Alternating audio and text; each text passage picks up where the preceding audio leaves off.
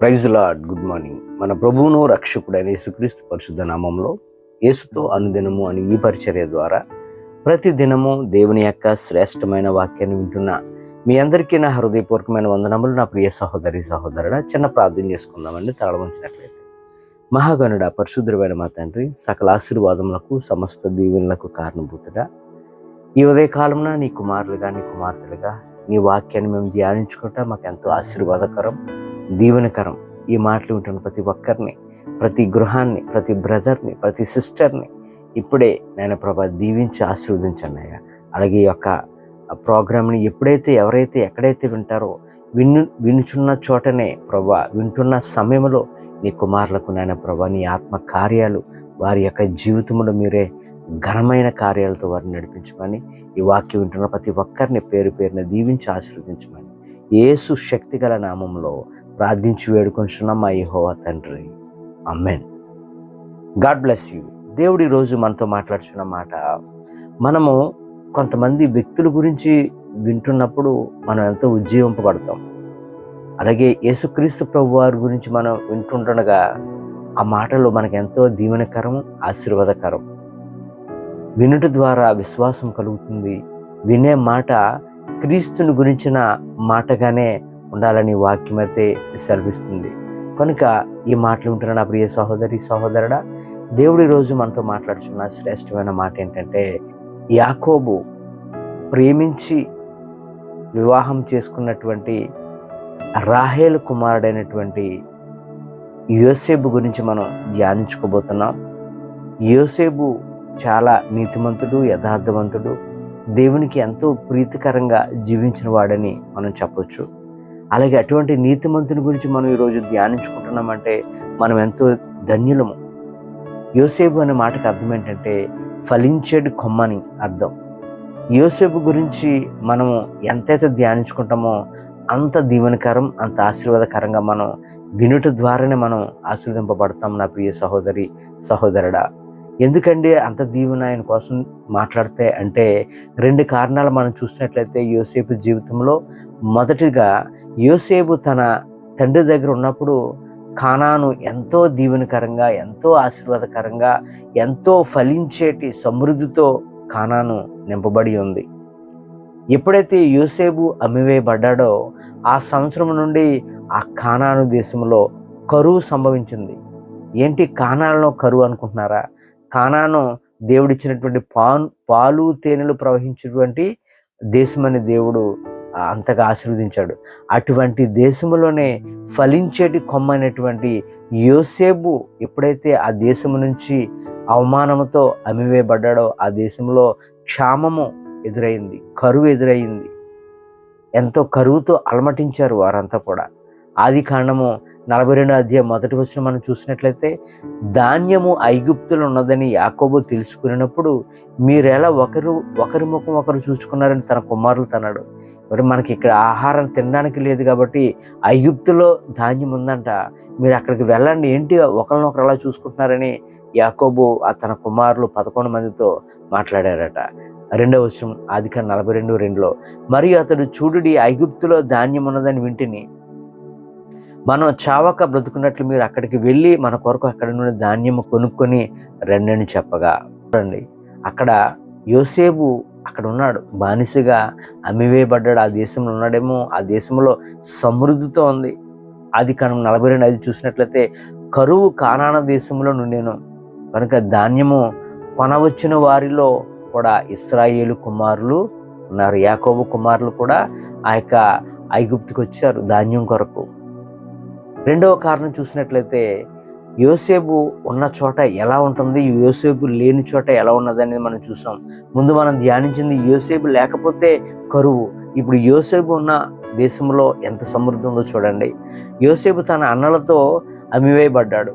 అన్నలకు, తండ్రికి, తన ఇంటికి అదే రోజు శాపం స్టార్ట్ అయింది.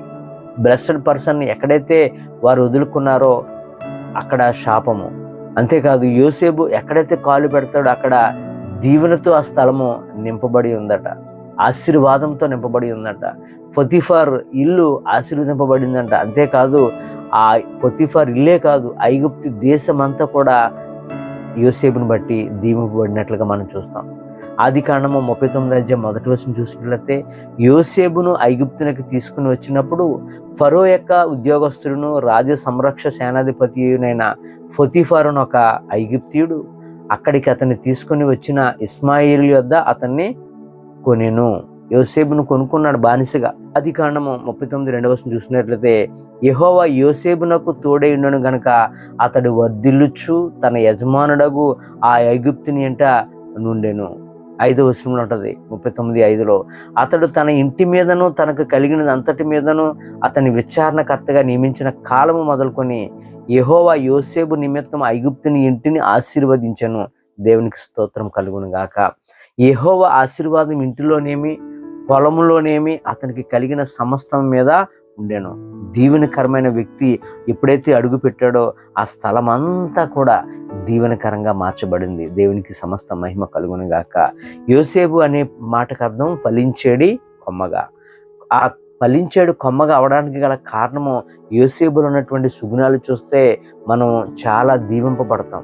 ఏంటి అంటే ఆయన హృదయంలో ఎటువంటి ఈర్ష్య లేనివాడు, ఎటువంటి కోపం లేనివాడు, చిన్ననాటి నుండి తండ్రి వద్ద నేర్చుకున్నటువంటి భక్తి, దేవుని యొక్క భయము ఆయనలో ఉంది కనుక హృదయంలో ఎటువంటి కపటము లేనివాడుగా ఉన్నాడు కనుకనే దేవుడు యోసేపును అంతగా దీవించడానికి గల కారణమైంది.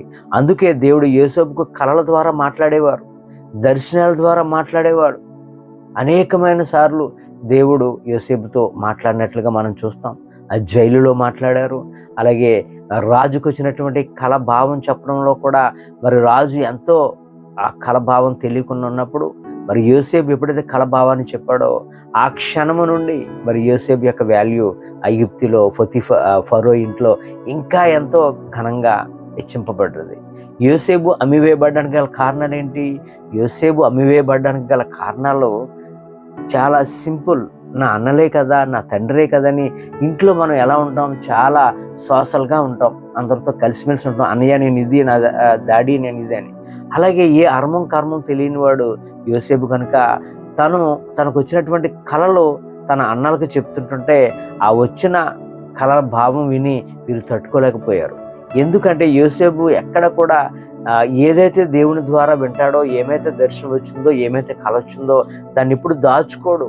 ప్రాబ్లం వస్తుందని అనుకోడు, వెంటనే దాన్ని రివీల్ చేయడం ఆయనకి అలవాటు. మొదటగా ఆయనకు వచ్చిన దర్శనం ద్వారా వచ్చిన ప్రాబ్లము అంతా ఇంత కాదు.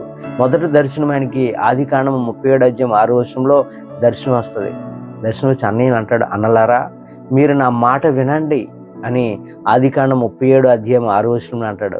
7వ వచనం నుంచి ఆయనకు వచ్చిన కళ భావాల గురించి అక్కడ రాయబడి ఉంది. ఏంటంటే మొదటి దర్శనం, చేనులో నా పన లేచి నిలబడితే మీ పనలు నా పనలను చుట్టుకొని సాష్టాంగ పడ్డాయని చెప్పారు.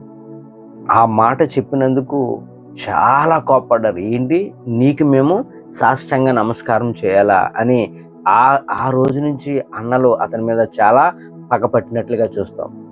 ఒకసారి చెప్తే వీళ్ళు అంగీకరించలేదు కదా, వీళ్ళకి ఎందుకు చెప్పటం అని అనుకోలేదు. మళ్ళీ రెండో కళ వస్తే ఆ రెండో కళ కూడా దాచుకోకుండా చెప్పేశాడు. అన్ని ప్రాబ్లమ్స్ వస్తాయని గ్రహించుకోలేదు. ఎందుకంటే మంచిగా ఉన్నాడు, హృదయంలో ఏ కపటం లేని వానిగా ఉన్నాడు కనుక.